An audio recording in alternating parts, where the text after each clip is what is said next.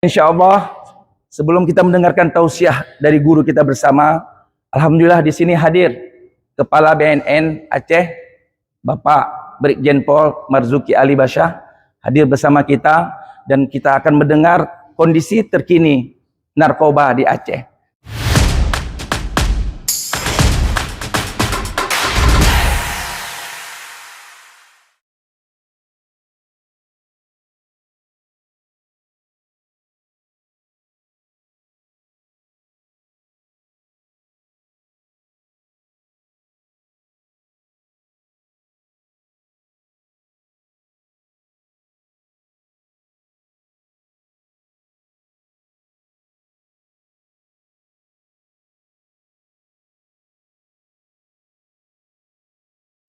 Yang saya hormati, saya cintai guru-guru kami, pandai, ustaz-ustaz kami yang tidak saya dapat sebutkan satu-satu, yang hadir pada teman Lampu Daya. Dan kami hormati juga ustaz kami Pak Rafa serta jemaah semuanya yang sudah kami dapat sebut juga satu-satu jemaah sebelumnya. Karena saya dari Kepala BNN Provinsi Aceh, saya asli dari Lampase, dekat.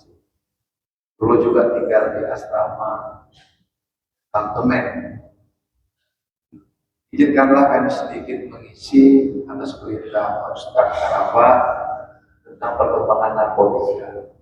Saya ingin bicara seperti saja 5 menit tentang narkotika di Banda Aceh dari Provinsi Aceh. Dari jumlah 5.200.000 itu yang terpapar narkoba 1,9 pada tahun 2020-an. Sekarang terpaparnya 1,7% atau kurang lebih 90.000 untuk Provinsi Aceh. Dari 90.000 yang terpapar itu 80%-nya dimulai dari ganja. Itu dia. Sisanya baru naik ke sabu, ekstasi, obat-obat keras terlarang lainnya. Dan 1 bulan ini kita mendapat serangan jenis baru lagi yang namanya heroin yang belum pernah ada di Aceh, kokain dan heroin. Ini sangat prihatin. Polda tangkap juga kemarin kokain. Ini bukan konsumsi Aceh harusnya. Kenapa bisa masuk ke Aceh?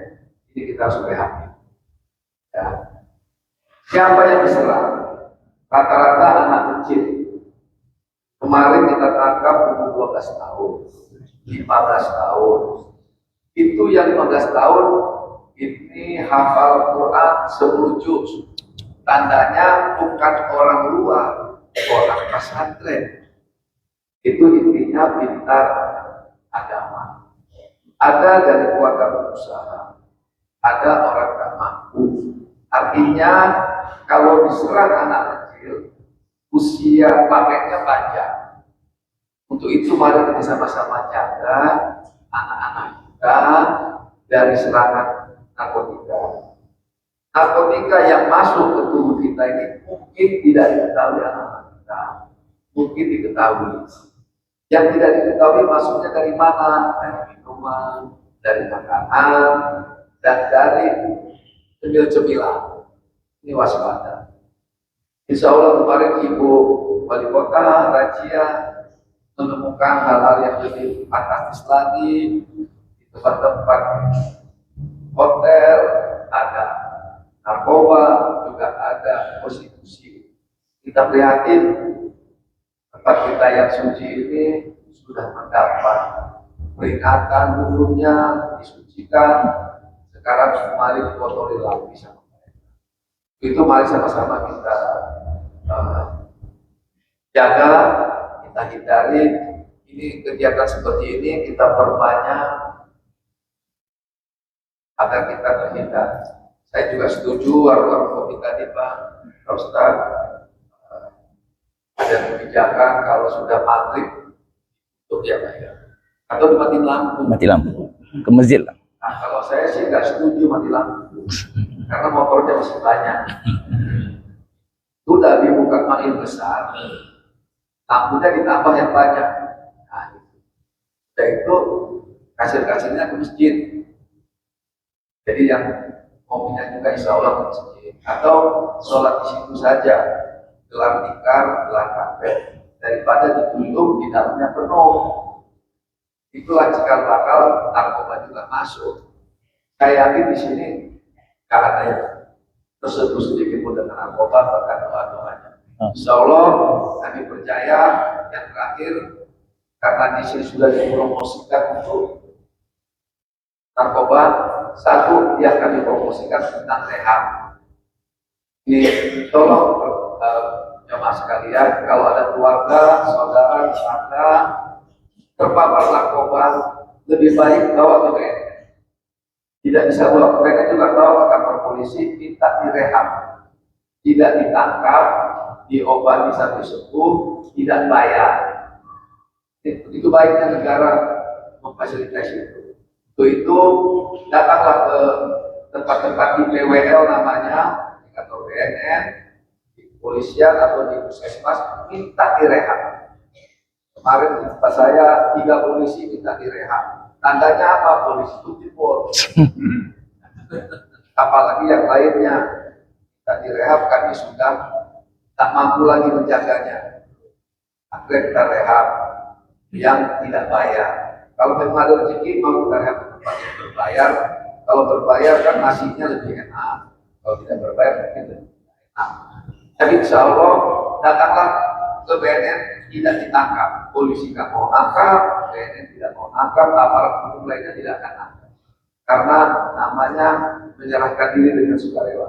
Mari sama-sama kita publikasikan rehab ini biar kita kembalikan lagi.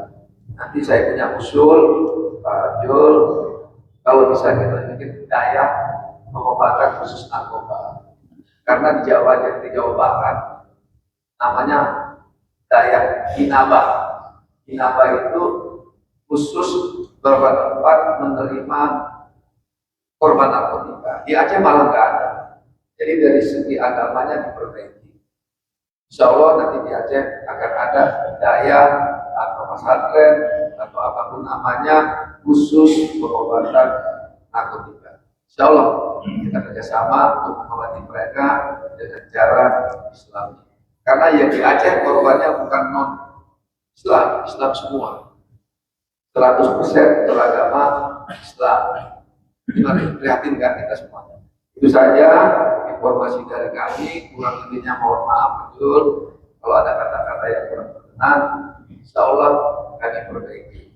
Wabillahi taufiq wal hidayah. Assalamualaikum warahmatullahi wabarakatuh.